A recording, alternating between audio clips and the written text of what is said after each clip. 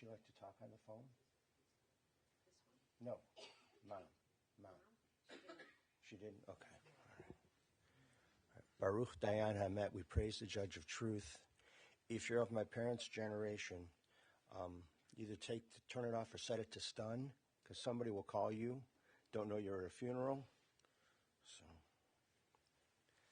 So, classic, my parents, wherever you are, it's like. So, Baruch Dayan Hamet, we praise the Judge of Truth.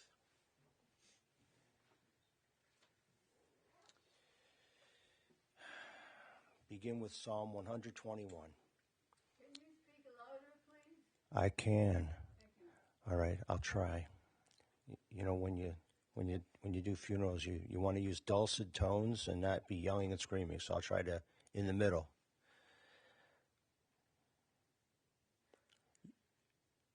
Esai enai el haharim me'ayin yavo Ezri.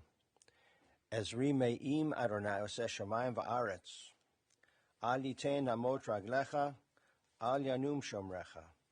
Hine lo yanum velo yishan shomer Yisrael. Adonai shomrecha, Adonai tzilcha al yad yeminecha. Yomam hashemesh lo yekeka v'yarech b'layla. Adonai yishmarcha mikol ra, yishmor et nafshecha.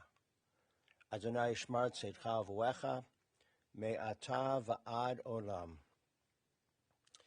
I lift up mine eyes unto the mountains, from whence cometh my help. My help cometh from the Lord, maker of heaven and earth. God will not let your foot give way, your protector will not slumber. See, the protector of Israel neither slumbers nor sleeps. God is your guardian. He is your protection at your right hand. The sun will not strike thee by day, nor the moon by night. God will guard you from all harm.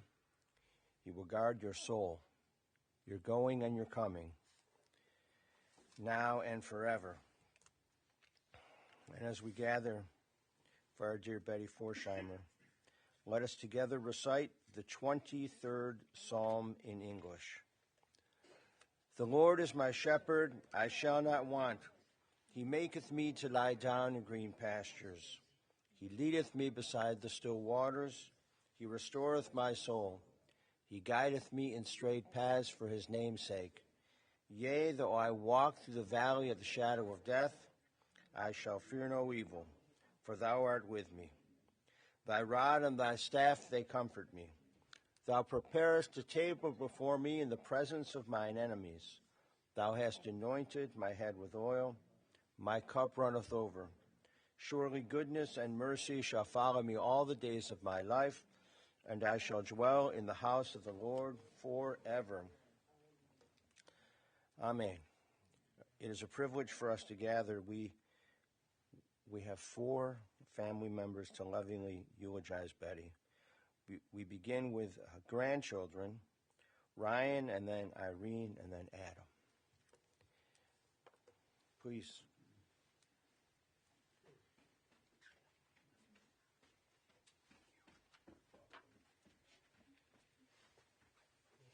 Stool here today. You want to stand over there? Okie dokie. If you take your boots off, we can put you on this chair. Do you want to do that? No. No? Okie dokie. I'm going to sit on the chair then. How's that? Go for it. Can everyone hear me? Okay.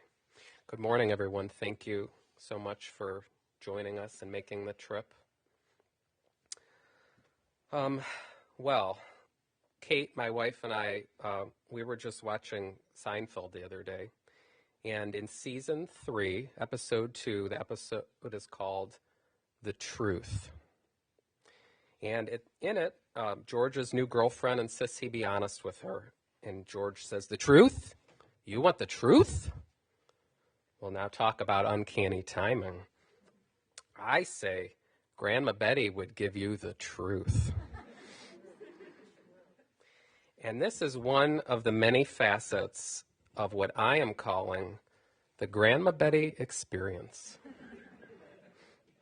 Some of Grandma's most poignant qualities were unfettered honesty. She had this Sabra-like quality almost, where she could be very forward, a real straight shooter, tenacious on the outside sometimes, yet sweet on the inside.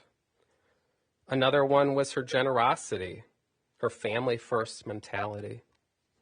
And finally, she was a very, very talented artist. So the first one, honesty. Some people thought Grandma could be overly forward sometimes, but she always meant well, and she always showed genuine concern for others' well-being. Grandma repeatedly, for probably 30 years, would tell the story of when she and I were out in the yard picking up sticks, and she said to me, I was probably maybe Rory's age, maybe a little bit older. She said, "Don't you hit me with that stick." And what do you think happened next? Nobody can agree on what happened next. She vehemently claimed that I took the stick and whoop, just whacked her with it. However, to this day, I still dispute the validity of that claim. Grandma was also very concerned that I would pose for pictures looking like this, like that, with my front teeth resting on my bottom lip. And I don't know where she got this from. She told me this before every single school picture was shot, before the bar mitzvah pictures, wedding picture, everything. And I don't know where she came up with that. I don't think this ever actually happened, though. And speaking of bar mitzvahs, as I was preparing for the bar mitzvah, she would say, "Now I want you to clearly enunciate. I want you to speak loudly enough so that the lady in the back of the room can hear you." Okay? And I remembered that, and that's what I did, of course. And Grandma's clear and quite forward feedback was always in the service of helping other people. When we think about her generosity and her family-first mentality, one thing that always comes to mind is how much Grandma and Papa also loved hosting our family at Hanover Lane, and then also on the many wonderful family vacations we all took together. Examples of that are New Hampshire, Colorado, Palm Springs, Germany, and Switzerland. And in Colorado, I specifically remember my cousins and I, all the kids at the time, we went to this kids camp during the day, and we did whitewater rafting. We learned how to fish. I also learned how to catch the fishing instructor, which I don't think he appreciated. And Grandma would tell the story about how when she and Papa went on a prior trip to Colorado, how she fell out of the whitewater raft and had to be picked up by the next boat. And I always thought that was just a funny image. Family would gather at Hanover Lane, as I mentioned, for all the Jewish holidays. And some of us also gathered there almost every week for Shabbat dinner, where Grandma would cook something delicious every single week. I remember Hanukkah and Passover, and when our cousins were in town, it was just a really great time to all visit with each other. I remember, as I'm sure many of you do, Grandma would cook lamb chops, sometimes salmon, and all sorts of various soups, like mushroom barley soup was a common favorite. And for Adam and for me and for our cousins too, they would invite us one at a time to spend a week at their house during our summer breaks. And we would do all sorts of fun activities together, like we would play tennis, we would ride our bikes, we would play chess, as well as really cool things like doing art, homework, and tax planning for the next fiscal year. Some of you got that. So Grandma, as I mentioned, and as all of you know, was a really, really talented artist and very accomplished. Mostly she was into portraiture. However, she did do some really beautiful scenes during her landscape period. She painted a portrait of Adam and me when we were younger, along with some other ones. And she also painted one of Rory when she was an older toddler, and that's hanging in Rory's room right now. When she moved out of Hanover Lane, she gave us some of her more unusual pieces, of which there were really very few. And we proudly display those in our house now and they serve as a daily reminder both of Grandma's talents but also of her generosity. And so, in closing, I just want to share with you that the Grandma Betty experience really helped positively shape me into the person that I am today. Her unfettered honesty, her generosity, her focus on family, the talented artist piece, not so much for me. However, don't worry, because all is not lost. We do have at least one budding artist in the family after all. And she is hard at work 5 days a week at our local art center working on that. And she eats, sleeps, and dreams art, from what we can tell. So, l'adore vador. And here with me is our older daughter. She's the one I am speaking about. You can't really see her, but now you can. And what's your name? Rory. There you go. Rory. And she is one of Betty's great-grandchildren. And she created some art in honor of Grandma to show you today. Do you want to show it? No. You want me to show it? Here's what we need to do. Sorry. And I have an artist statement that I'm going to read to you, prepared by the artist. So the big bear is Grandma Betty. The medium bear is Rory. And the small bear in the corner is Sydney. When I was much younger, at those aforementioned summer weeks, I remember Grandma would often read me bedtime stories. At the end of the story, she would always end with Adonai li velo ira, which means God is with me, I am not afraid. Reflecting on those words as an adult, I've learned to be unafraid to speak my mind when it matters, because clear is kind. Be generous, especially in unexpected ways. And to be sure that I am leading a fulfilling life that is authentic to myself and to my family. And I carry these pieces of wisdom with me every day and continue to carry them forward with our children, Rory and her sister, Sydney. We love you, Grandma.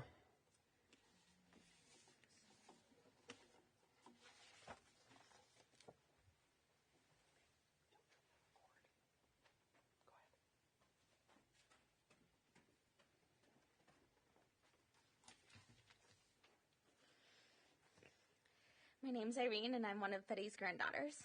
I wrote the speech on behalf of me, my sister Leah, and my cousin Monica. For the last few days, I've been thinking about what I learned from Grandma Betty. My first thought was my appreciation of art, especially paintings. I have fond memories of going to both the Museum of Fine Arts in Boston and the Art Museum in Cleveland with Grandma Betty. She could look at an Impressionist and Post-Impressionist painting and tell you who the artist was. More impressively, she could point out small details of the painting that helped draw the viewer's eye around the painting in very specific paths that were clearly intended by the artist. She noticed contrasts that highlighted specific details, such as small amounts of color that made other colors stand out.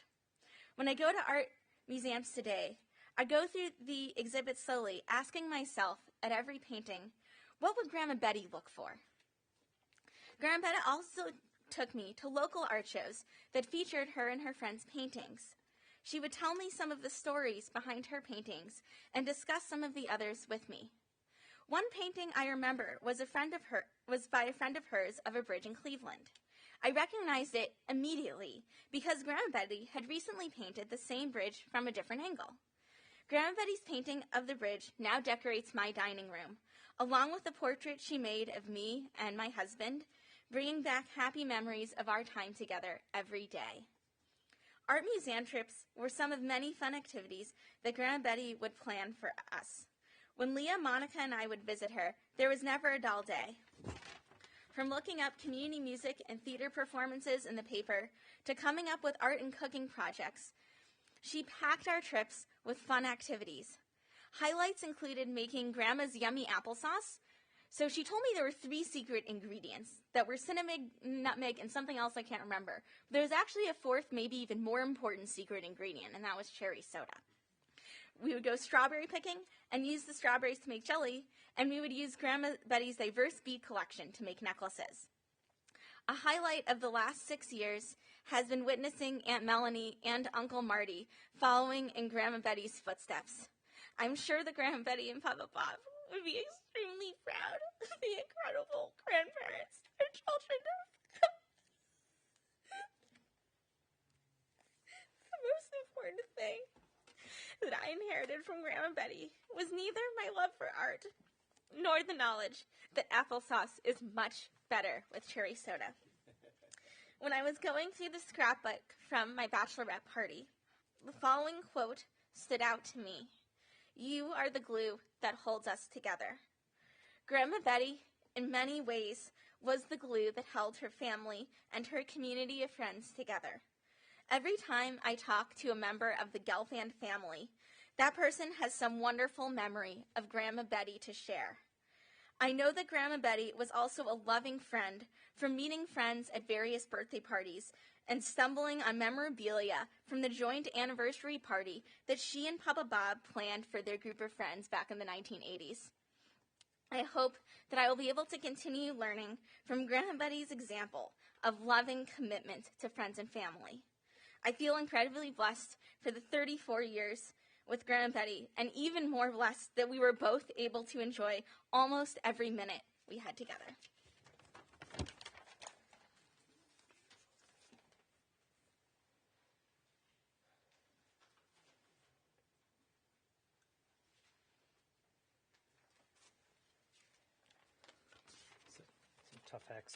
Some tough acts to follow. As you can expect, what I had written to say, there's quite a bit of overlap. Grandma Betty touched us all in similar ways, and of course, since we were all together so often, we have many of the same memories. So I'll try not to repeat too much of that.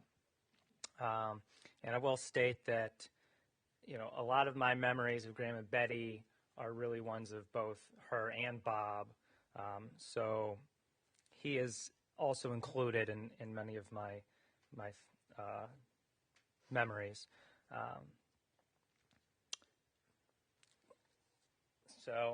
First of all, yes, Grandma Betty was a fabulous artist, and I also did not inherit that gene.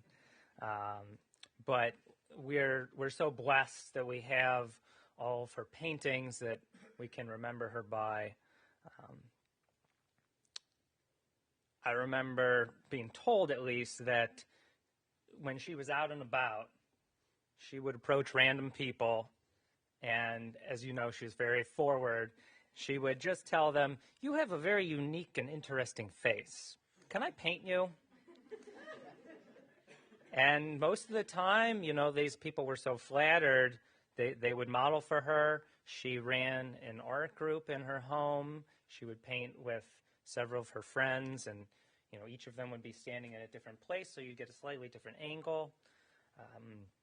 And then she would tell me about, we had the most interesting model this week. And in particular, she would tell me that the hands are one of the most important features to get right. I even modeled for her once, and I have that painting. Let's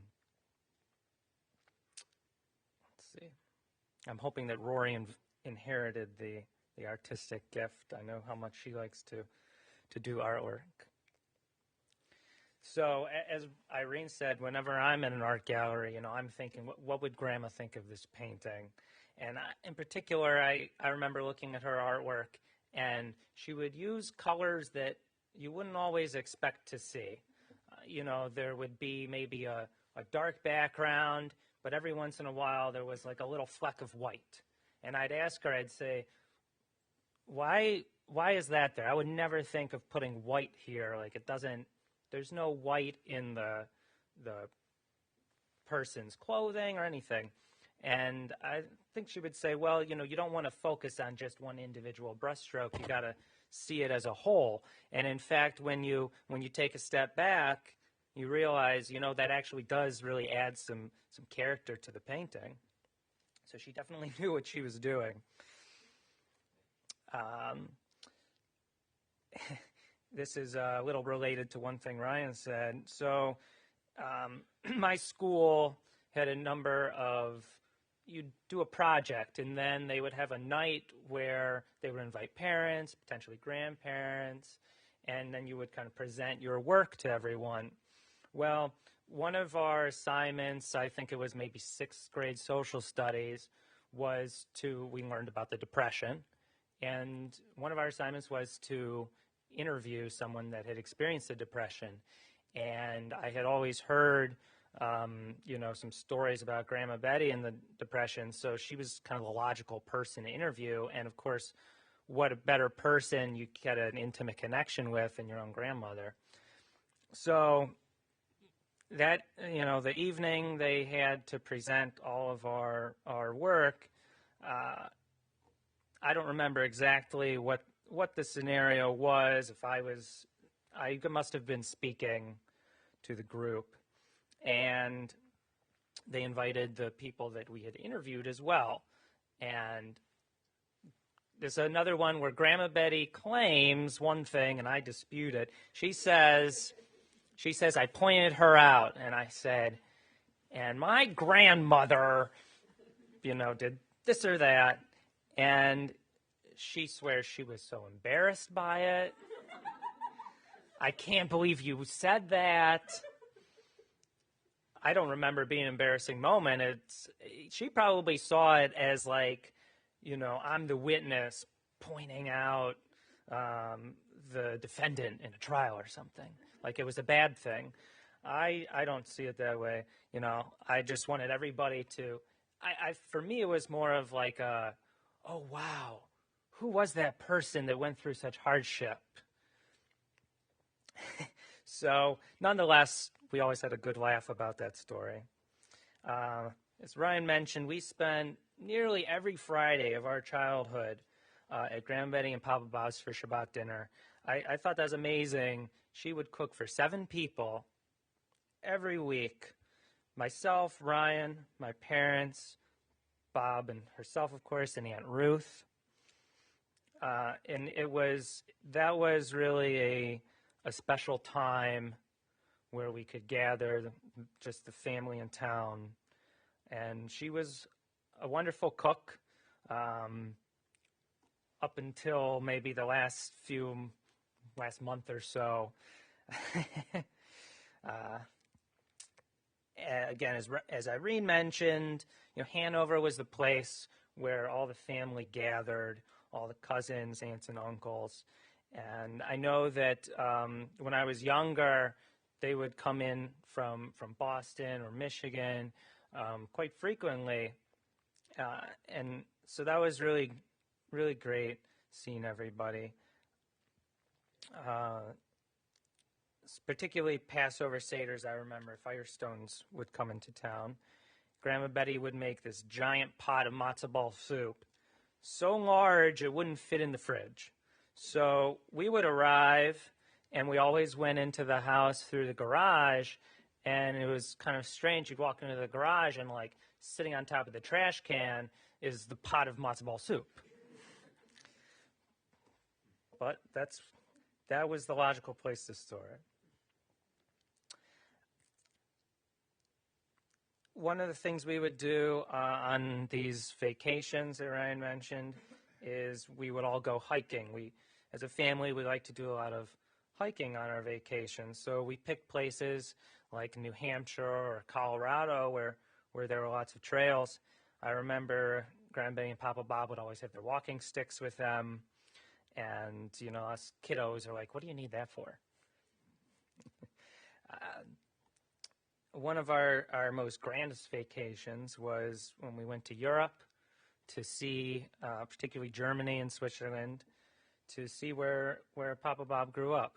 And, I remember Grandma Betty, of course, as well as Papa Bob, getting very emotional, just thinking about how lucky we were for them to have made it to this country, Papa Bob and Aunt Ruth.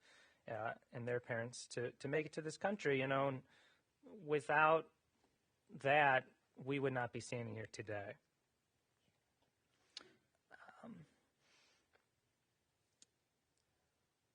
I remember one photo in particular from this trip, and it was Grandma Betty wearing this bright gold hat. And I think it may have even had a gold flower or something on there. I believe that Papa Bob had given it to her as a gift for their wedding anniversary. And I just remember the two of them, they just look so happy in this photo. So I really enjoy seeing that and that photo and thinking about that trip. As Ryan mentioned, we spent weeks at Hanover. We'd spend an entire week there during the summer. I believe Ryan and I would go on separate weekends, so we could get some little more intimate interaction with our grandparents.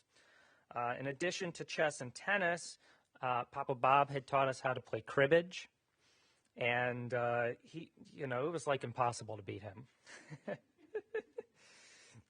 But we got very good counting at our 15s and 30s.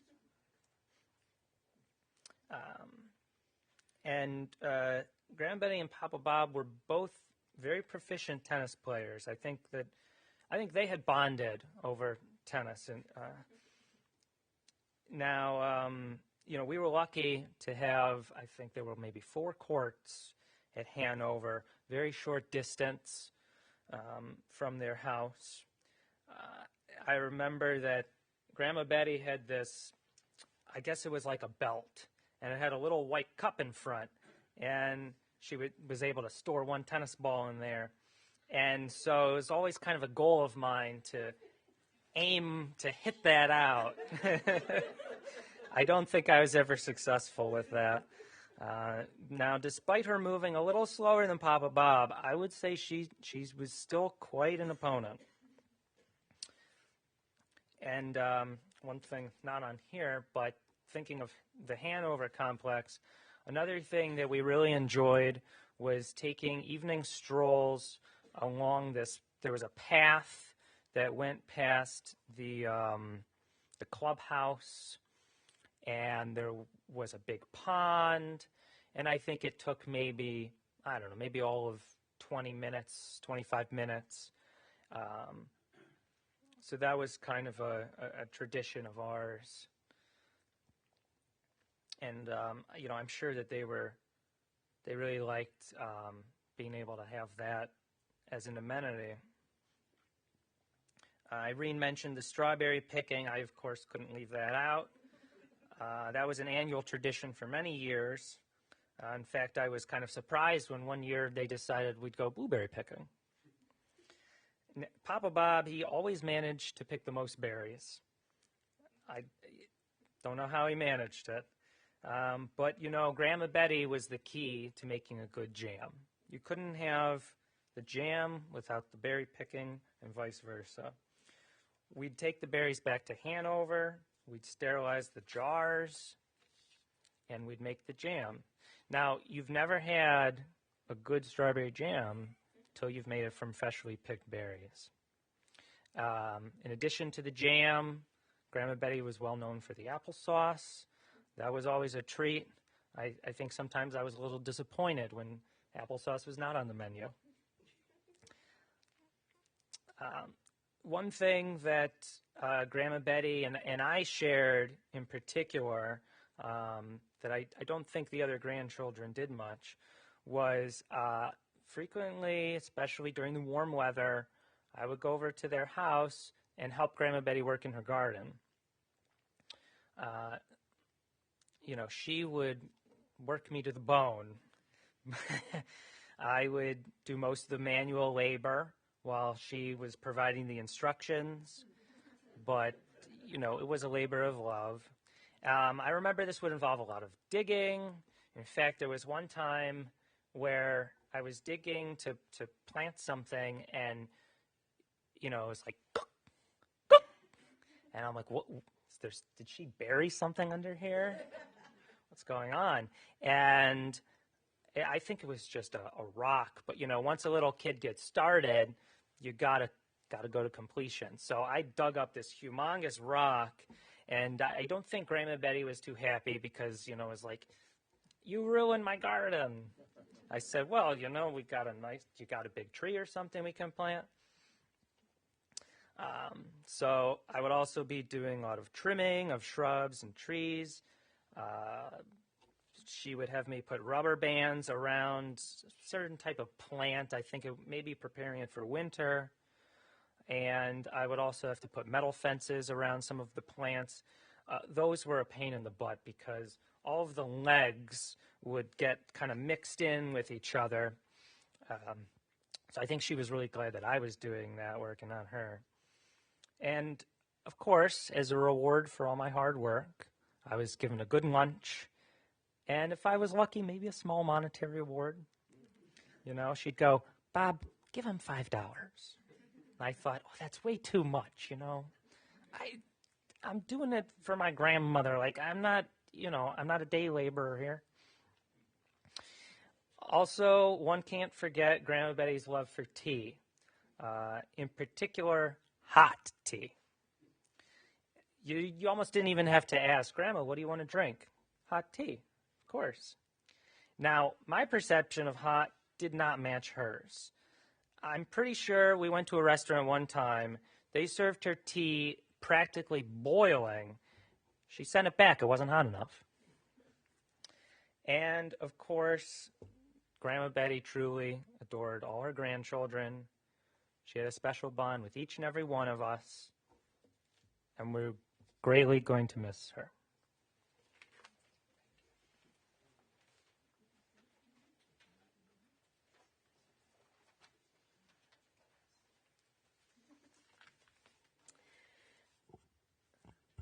I'm Jody Forchheimer, and on behalf of my sister Melanie and my brother Martin, I want to thank you all for being here, especially those of you who came from a distance.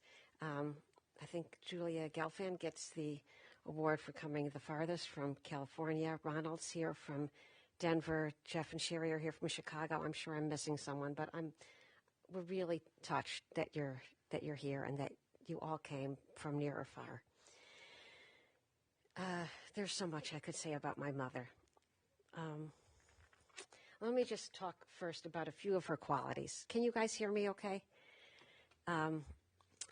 Number one, she was hilarious. She wasn't always intentionally funny. But if you laughed at something she said, she would laugh harder and louder. And it's just a little tip about life that if you are the person who is laughing hardest and loudest, people are not laughing at you, they are laughing with you. So I don't know whether getting people to laugh is one of the mitzvot. We can ask the rabbi later, but I'm sure it's in there somewhere. Another feature of my mother's that you've heard from, I think, most of the people who've spoken, is that she was socially fearless. Most of us have some little thing in the back of our heads where somebody is telling us, oh, don't say that. You'll be embarrassed. It'll be embarrassing. She didn't have that little thing. She met my father at a Hillel dance, and she walked right up to him. He didn't ask her to dance. She walked right up to him and said, "You're the only fella here I don't know." Now, my father, who I think most of you knew, was sort of a shy guy, and I think he probably admired that in her.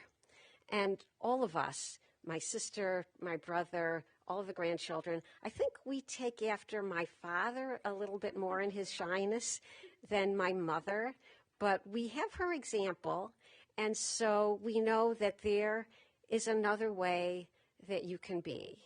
And I have lived my professional life in a world of mostly men, often big men where there's, sort of a premium on being the biggest, loudest guy in the room. And I attribute much of what professional success I have had to my mother's example and being willing to just, as a short woman, speak up and walk into a room and say, I'm going to lead this discussion. And I get that from my mother. Another feature that I think some people talked about is she had so many close friends. At the birthday parties, the room was filled with people who were really close to her. They were close friends of hers. And it wasn't because she was fashionable or clever, because she was neither of those things. It was because she had a good heart. And the people that you want to be your friends are the people who will want to be friends with someone with a good heart. And those were her friends. And I guess it would not really in any way be complete to talk about my mother's qualities without talking about her commitment, her deep commitment to the Jewish people and the state of Israel. I remember as a small child, I think it must have been during the 67 war, my parents are watching television and there's some UN debate going on, and I'm sure most of you know what a UN debate about Israel is like. It's a bunch of people criticizing the state of Israel for fighting for its life. And my mother sitting there watching the TV, screaming at the guy on the television, "We know who you are." And I'm sure there were a lot of reasons that I developed my commitment to the state of Israel, but I'll bet it goes back to that in part. So let me tell two stories about my mother. Some of you have heard these before, so if you have, Irene and Leah, bear with me. So she participated in various art groups. One of the kinds of art groups that she participated in for many years was one where you would bring your easel and your paints, and there'd be a model up in the front of the room, and a teacher who would walk around the room and give you comments on your work, and you'd paint. And so she got to one of these art sessions, and some man was sitting in what she viewed as her place. And she told him, I'm sure in no uncertain terms, that he was sitting in her place. And he complained that she was being bossy, but he moved. And I'm sure she was being bossy. And over time, they became friendly, and they painted together.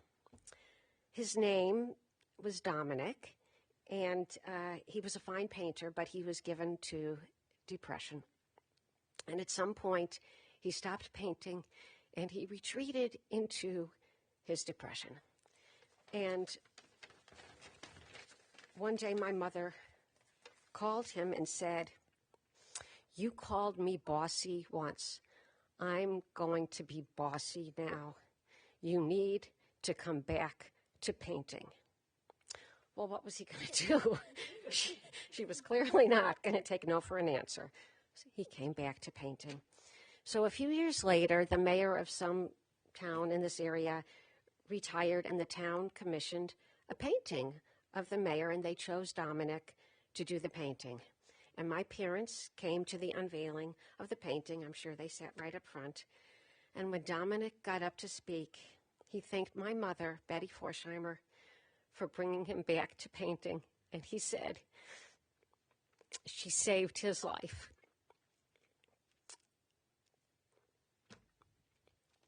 It's easy to say, it's none of my business.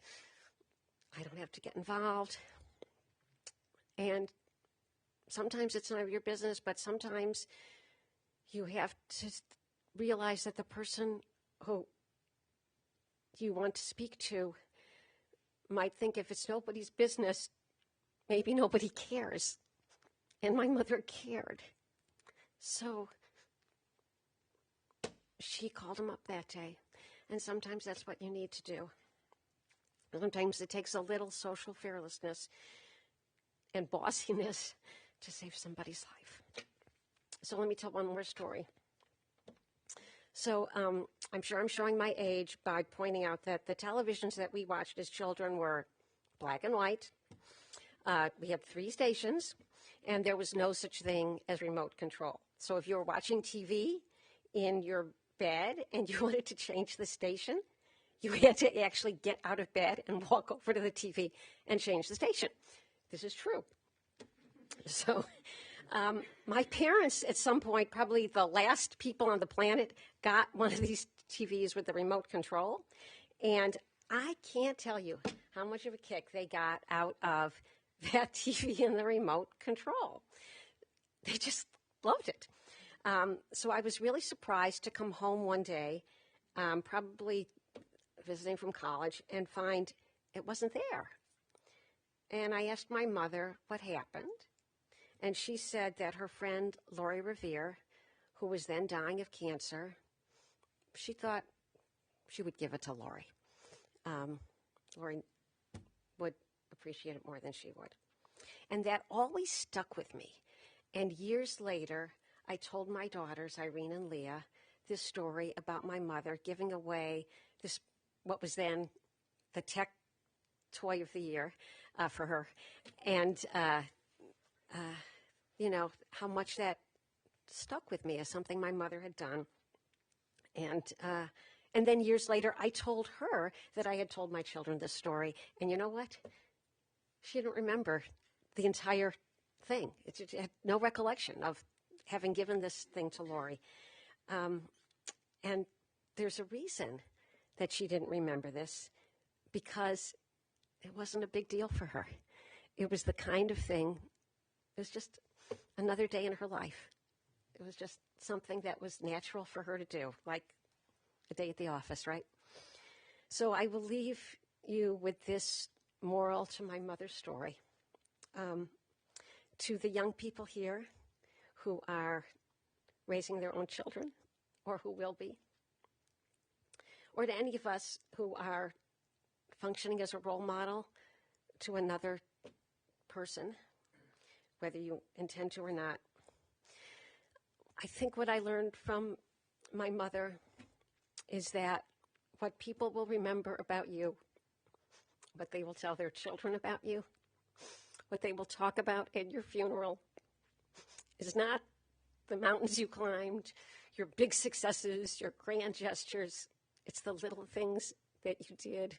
It's your good deeds, the things that were just, if your good deeds are part of the day-to-day fabric of your life, as they were for my mother, Betty Forchheimer, those are the things that people will remember about you and that will live on after you're gone. So my mother isn't really gone. She's here with us, and she will always be with us, and she will be with my children and my nieces and nephews and their children as they live in her image and remember her good deeds, and that is a model for them. So thank you very much for being here.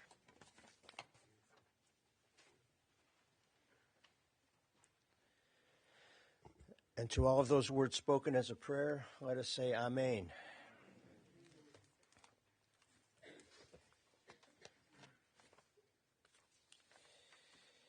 It may be hard to tell, but this tie kind of looks like paint strokes.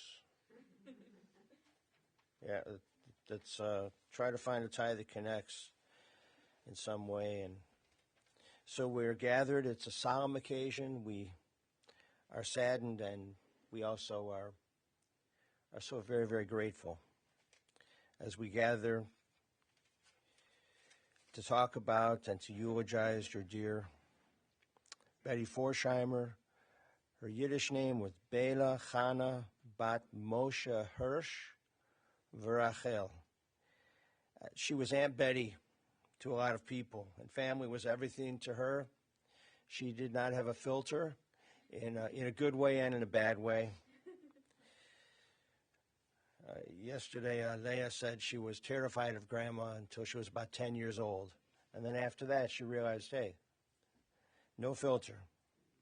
She had spunk. She had drive. She She got through COVID and pneumonia simultaneously. And when they spoke about her yesterday about being an artist and talking to strangers and pointing out to people, you know, you have a really interesting face. Some people would take that as an insult, but apparently the way she would say that would be, and I want to have you come to the house and we'll paint you. And there's some very interesting paintings that we looked at yesterday. Guy looks like a rabbi, wasn't a rabbi, wasn't even Jewish, you said. Told the story about a guy with a big beard who said, it's going to be boring to sit and have you paint me. Can I watch the ball game and have a beer? And there's a beer in that portrait.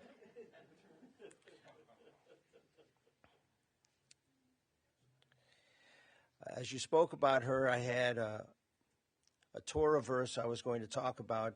Now I'm going to talk about something else. So anybody in the Ethernet looking, you can look in the Talmud. It's Ta'anit, page 21. Tractate is Ta'anit. And you asked about the mitzvah of making other people feel better or laugh or something.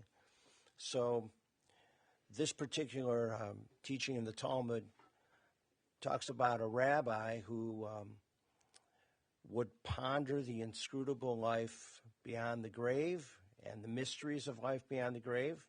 And it says that as he was walking through the town square, he was pondering these things, and he came into direct spiritual communication with Elijah the prophet, Eliyahu Hanavi. Elijah the prophet, we invite to the Passover Seder at the end of the week. Elijah the prophet, every single Passover Seder, and bris and all of those. Because Elijah is supposed to be the forerunner of the Messiah, of the Messianic time, of universal brotherhood, sisterhood, and peace.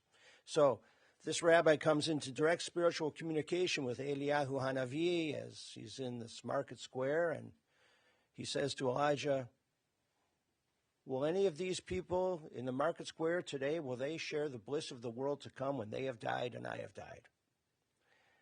And Elijah says to the rabbi, look at the far side of the market square, and points, and there are two performers there performing. It says they're entertaining people with their playfulness. Whether it's a shell game or something, who knows? It just says entertaining people with their playfulness. And this rabbi says to Eliyahu, what? These simple performers are going to share the blessings of the world to come with me? What merits do they possess? And Elijah turns and says to this rabbi, they brighten up the hearts of others. So they have joyful spirits to brighten up the hearts of others. And that's it. That's the end of it. So really nobody cares how many toys you collect while you're here, or they shouldn't really care about that. And you're right. People don't talk about that. They talk about, did you help brighten up the hearts of others? Were you there for people? And she was. And the Torah verse from the beginning of Exodus, we'll talk about at the Shiva household. She was a spirited, determined, creative, intelligent, loving woman. And she nourished people with her hands in a spiritual way as well as a physical way. Betty Gelfand was born in Cleveland, May 15th, 1930. Her parents of blessed memory, Maurice and Rachel. She was one of 4 children. Sonia, Lawrence, Betty, all of blessed memory, and Eileen, who's in Vancouver, British Columbia. That would even be a little further than California. And she had the opportunity to remember her sister a little bit on the phone yesterday. And Betty grew up here in Cleveland Heights, went to Heights High School, right up the street, received her Bachelor of Arts degree at the Flora Stone Mather College.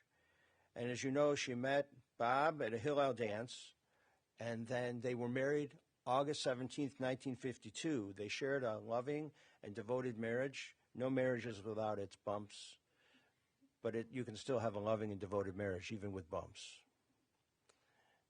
And it was a colorful marriage, not just because she was a painter. It was a marriage of almost 62 years. And in our generation, can't a whore, you should be able to count that high. He passed away in 2014. At the time of his death, it was almost 62 years. They were she's blessed with 3 children, 5 grandchildren, 4 great-grandchildren. And I'll try to remember everybody's name. If I don't, please call it out. All right. Melanie, married to Rich. Jody, married to Lewis. Martin, married to Nancy. And then the grandchildren, Ryan, Adam, Irene, Leah, and Monica. Ryan married to Kate. Adam, Irene married to David. Leah married to Jared. Monica married to Jason. And then 4 great-grandchildren. Rory, Hannah, Sydney, Edie, and Isaac. Betty and Bob built their first home in South Euclid, and that's where they raised their children for 32 years before they moved to Beechwood. And when you think about how life has changed for so many people, well, this painting class was at the house. Different places. But she would invite people to and strangers that you meet, maybe not even at Mark's. I mean, someplace where you just bring them in and they come to your house, sit there. I know people are not probably thrilled about that. You've invited strangers to the house. Yes, that's what she did, and they painted.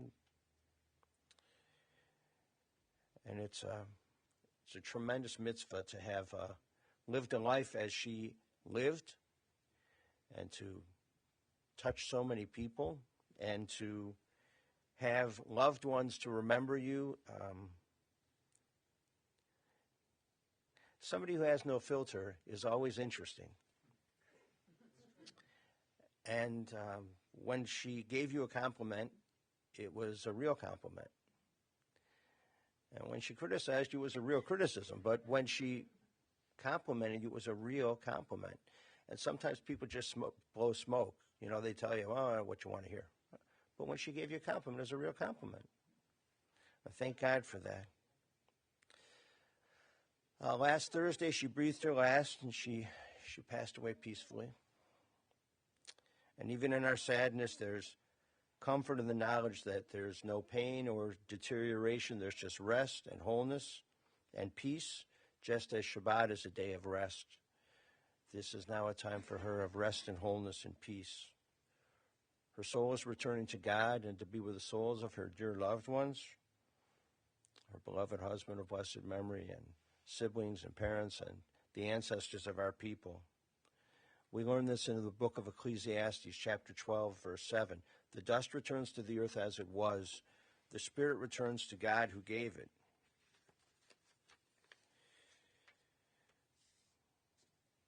Which means that the spirit lives on, and Judaism teaches that the spirit lives on in a time called Olam Haba, the world to come. And so we will be together with our loved ones again in Olam Haba in that time. It's not a place. This is a place. Olam Haba is a time. It's a spiritual existence. We are sending along a couple of old, well-prayed from Haggadot, Haggadahs in the casket with her, and a special mezuzah to her along in the casket, because it is a mitzvah to escort the body of your loved one to its final resting place, and also to provide respectful burial for holy books and ritual objects of our tradition and our heritage. You have many, many memories of Betty Forchheimer. And so we are grateful to God for this gift of life. More than 91 years, almost 92, just a month shy of 92 years. And as you think of her, you should try to be kinder and more thoughtful. It doesn't mean you have to have a lot of tact, but it does mean that, as you indicated, there was a young woman that she met who didn't really have family in town, but she was going to get married, and your mom threw a bridal shower for this gal. She didn't know her. Well, she got to know her, but why? And there's the expense of that and everything. and the painting. So she would throw a wedding shower for a gal that she barely knew, and she would go through that expense. And then she would go to the restaurant, and she would bring back the napkins, the paper napkins, to the house. Got to save money on this, right? So she could clean her paintbrushes. And when the kids went out to dinner the other night, I think it was Martin. You said, "Hey, maybe we should order some extra napkins just to take home, for Mom." It's incredible. We are such a package. People are such packages. There's so many good things and so many things you just go, "Am I really that bizarre?" Yes, sometimes I am really that bizarre. But that's so fantastic. So as you think of her, bring some napkins and learn how to paint. It'd be a good thing to do. And take care of one another and be kind. Make some applesauce. And do these things in her loving memory. For only through the deeds which we perform can the world be compensated for the loss of this very interesting, very helpful, and very loving and very honest woman. So we conclude with the words from the first chapter of the book of Job. Adonai natan v'Adonai lakach, yehi shem Adonai mevarach. The Lord hath given, the Lord hath taken away. Blessed be the name of the Lord. And let us say, Amen. Ose shalom bimromav, hu ya'aseh shalom aleinu,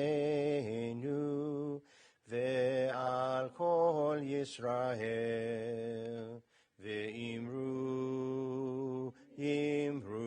amen. Ya'aseh shalom, Ya'aseh shalom, shalom aleinu, ve'al kol Yisrael. Ya'aseh shalom, Ya'aseh shalom, shalom aleinu, ve'al kol Yisrael. May God, who causes peace to reign in the high heavens, cause peace to rain down upon us, upon all Israel, and upon the soul of our dearly departed Betty Forchheimer. And let us say, Amen. In a moment, we will rise for El Maleh Rachamim, and then we will go in procession to the cemetery. We're going to Zion Cemetery. And then the family will gather at Melanie and Rich's house, 427 Dunbar Lane in Highland Heights, and we'll do a little minyan when we get to the house. We'll share at the Shiva meal. The family has asked that if you care to make donations in Betty's loving memory, that please, among the places that you consider,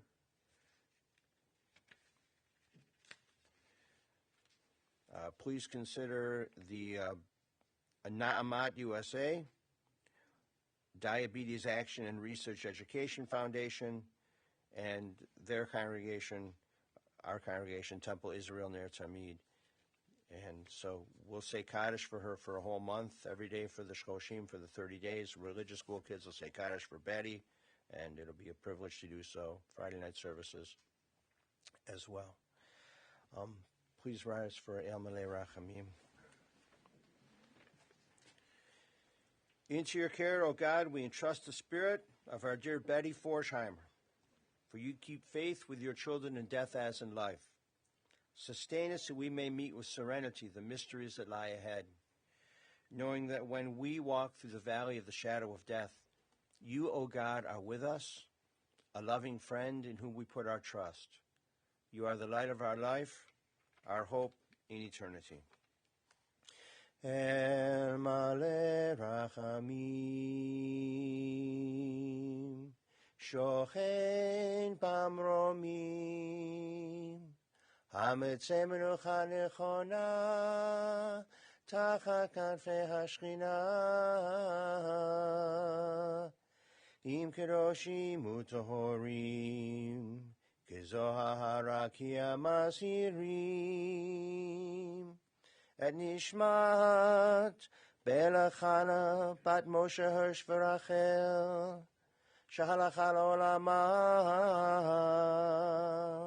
Ba'al Harachamim, יסדיריה בסתר כנפיו לעולמים. ויצרור בצרור החיים את נשמתה. אדוני הוא נחלתה, ותנוח בשלום על משכבה. ונאמר Amen.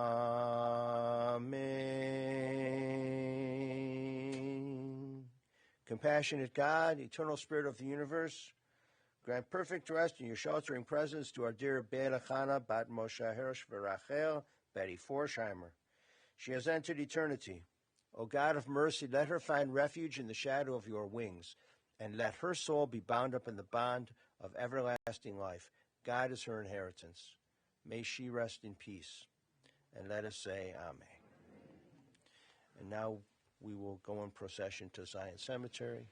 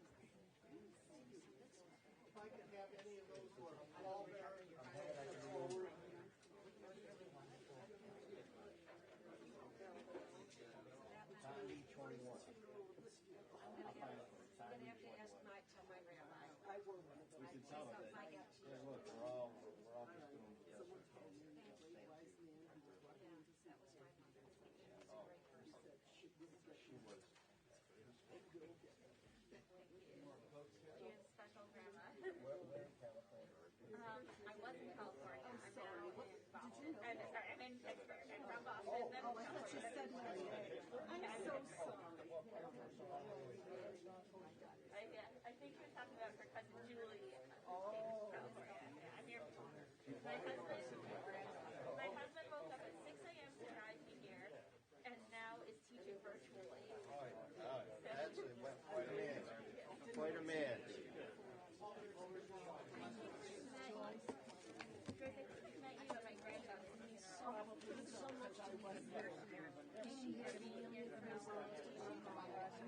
Women's seat behind you here, only because you get by. And you, Florence, has to go in. Thank you for coming.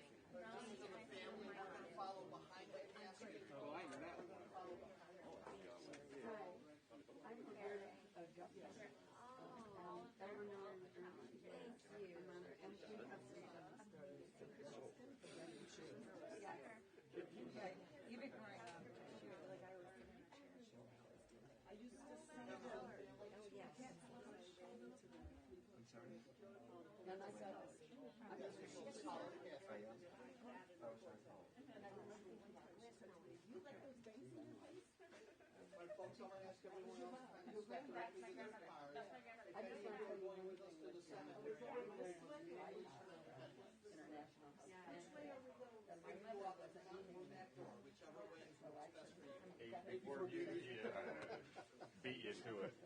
No, don't encourage her girlfriends have a tendency to be fat. And I said, my mother's not a girlfriend, really. So we all laughed at that. That's funny. She was hilarious. Well, we would run into trouble.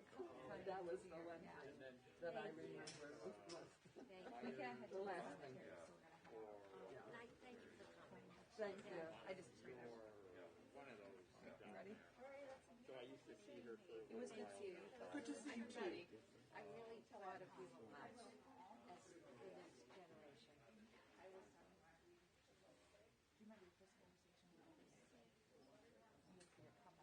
yeah, you can never Brian spoke incredibly. Daddy? He was wonderful. He was wonderful. I have more pride than I feel that. Thank you for coming. Oh, I'm so happy. I keep selling so many things